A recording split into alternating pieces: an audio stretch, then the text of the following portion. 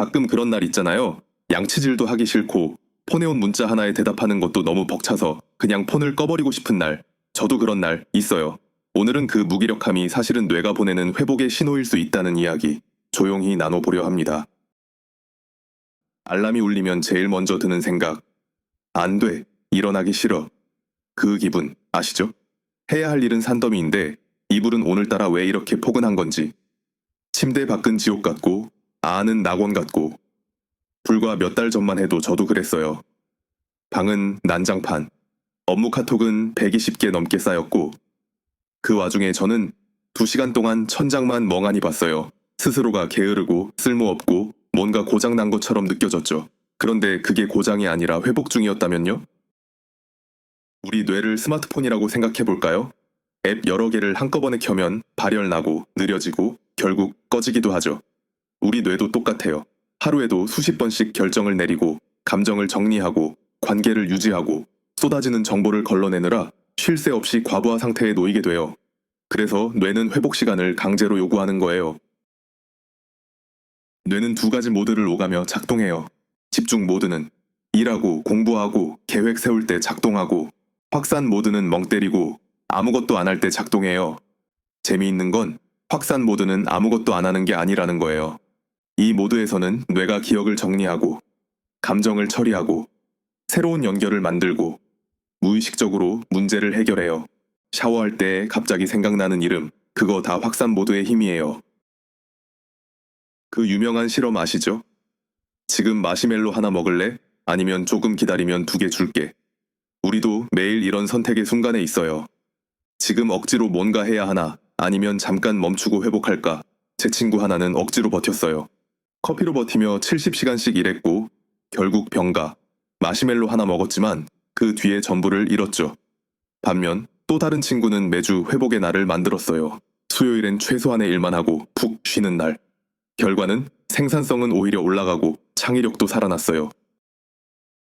모든 뇌피로가 같은 건 아니에요. 여러분은 어떤 피로에 가까우신가요? 아침, 눈을 떴는데 양말 하나 고르는 것도 벅차게 느껴진 적 있으신가요? 그런 날은 메뉴판을 5분째 보고 있으면서도 결정을 못하고 한숨만 쉬게 돼요. 아무거나도 어렵고 딱 하나도 어려운 날. 그건 당신의 뇌가 결정하는 일에 지쳐 있다는 신호예요. 이건 결정 피로예요. 그럴 땐 선택의 수를 줄여보세요. 매일 같은 아침 식사, 준비된 옷, 정해진 루틴, 생각보다 큰 여유를 가져다 줍니다. 감정 소진에 대한 피로는 좋은 소식도 나쁜 소식도 그냥 다 싫다. 누군가 반가운 말을 건네도 그저 피하고만 싶은 날이 있어요. 기분이 나쁜 것도 슬픈 것도 아닌데 그냥 어떤 감정도 느끼고 싶지 않은 상태. 이건 뇌가 감정을 처리할 힘조차 남아있지 않다는 뜻이에요. 이럴 땐 감정에게 잠시 자리를 내어주세요. 10분만 조용히 아무것도 하지 않고 지금 느끼는 감정과 함께 있어 보세요. 피하려 하지 말고 잠깐 같이 머물러 보는 거예요. 주의력 고갈에 대한 피로는 눈은 화면을 보고 있지만 글자가 하나도 들어오지 않는 날. 메일을 읽었는데 무슨 말인지 모르겠고 책 한 페이지를 넘기기조차 버거울 때 집중이 안 되는 게 아니라 뇌가 주의력을 잃은 거예요. 이럴 땐 25분 집중 플러스 5분 휴식 루틴을 시도해 보세요. 짧게 몰입하고 짧게 쉬는 리듬은 지친 뇌에 큰 도움을 줍니다.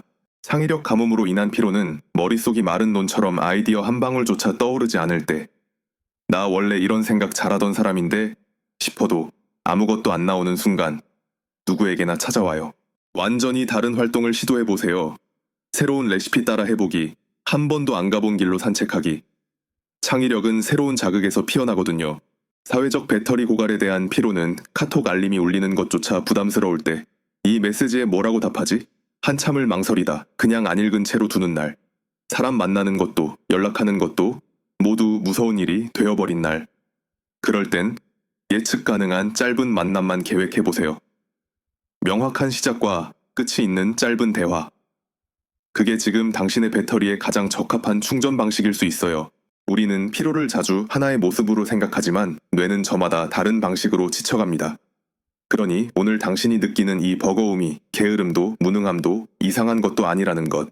그저 당신의 뇌가 조용히 쉬고 싶다고 말하는 방법일 수 있다는 걸 기억해 주세요. 어떤 피로든 그 감각을 정확히 알아채는 것이 회복의 시작이 됩니다. 당장 쉬고 싶어도 현실은 계속되죠. 그럴 땐 최소한의 회복 일과를 제안드려요. 아침엔 단 한 가지 일만. 그리고 자랑스럽게 박수. 오후엔 기대치를 바닥까지 낮추기. 책 한 페이지? 대단해요. 이메일 하나? 기적 같죠? 저녁엔 죄책감 없는 휴식을 허락하세요. 핵심은 내 에너지에 맞게 기준을 조정하는 거예요. 기준에 나를 끼워 맞추는 게 아니라요.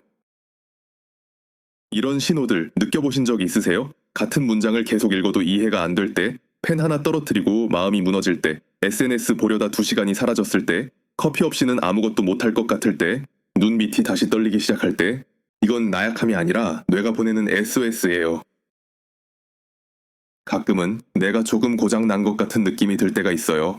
해야 할 일은 많은데 몸은 움직이지 않고 마음은 어딘가 멀리 떠나버린 것처럼 공허하고, 그럴 때 저는 이 5걸음을 조용히 따라가 보곤 했어요. 회복을 위한 아주 작고 조심스러운 발걸음들입니다. 어느 날 거울 앞에서 제게 이렇게 말했어요. 그래, 지금은 회복이 필요해. 억지로 괜찮은 척하지 않고 스스로에게 솔직해지는 것, 그게 회복의 시작이더라고요. 이 상태를 이겨내야 한다는 다짐보다 이 상태를 그냥 받아들이자는 말이 훨씬 더 강한 힘을 가지고 있었어요. 게으른 것도 아니고 무기력한 것도 아니에요. 그냥 지금은 그런 시기일 뿐. 이건 게으름이 아니라 자연스러운 회복의 과정이야. 하늘도 매일 맑을 수 없듯 사람도 언제나 활기찰 순 없어요. 저는 그걸 받아들이는데 오래 걸렸어요. 하지만 받아들이고 나서야 진짜로 마음이 조금 가벼워졌습니다. 완벽하게 해내야 할 것 같았던 하루. 그날 저는 마음속 기준을 낮췄어요. 오늘은 기준을 조금만 낮춰볼래. 하나라도 하면 잘한 거야. 이메일 하나 보낸 거, 양치한 거, 따뜻한 밥 한 끼 먹은 거, 그 모든 게 충분히 괜찮은 하루의 성취였다는 걸 그때 처음 인정했어요. 회복은 마음만으로 되지 않더라고요. 몸도 같이 쉬어야 했어요. 그래서 저는 이렇게 도와줬어요. 잠 좀 더 자도 괜찮아. 따뜻한 국 한 그릇 먹자. 햇빛 조금만 쬐어보자. 아무것도 대단한 건 아니지만 그런 작은 돌봄이 쌓여서 뇌가 조금씩 숨을 쉬기 시작했어요. 다 회복된 줄 알았던 어느 날 다시 바닥처럼 느껴질 때가 있었어요.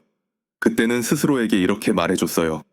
괜찮아. 충전이 다 됐다고 해서 바로 달릴 필요는 없어.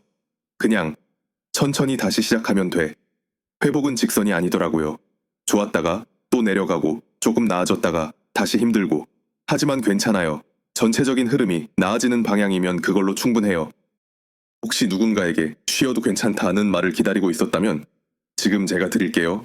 당신은 지금 이 순간부터 회복을 위한 정당한 휴식을 허가받았습니다. 이 허가증은 죄책감 없는 낮잠, 안부 문자 미뤄두기, 그냥 있기도 포함됩니다. 그리고 절대 만료되지 않습니다. 생산성이 당신의 존재 가치를 말해주는 건 아니에요. 쉬는 것도 성장의 일부입니다. 언젠가 더 풍성해질 당신을 위해 당신의 뇌는 지금 묵묵히 일하고 있는 거예요. 그러니 아무것도 하기 싫은 오늘 이렇게 말해보세요. 내 뇌는 지금 회복 중이야. 그러니까 오늘 이 느낌도 괜찮아. 가장 생산적인 날은 아무것도 하지 않은 날일 수도 있어요. 내용이 좋았다면 구독과 좋아요. 그리고 여러분, 오늘도 단단한 하루 되세요.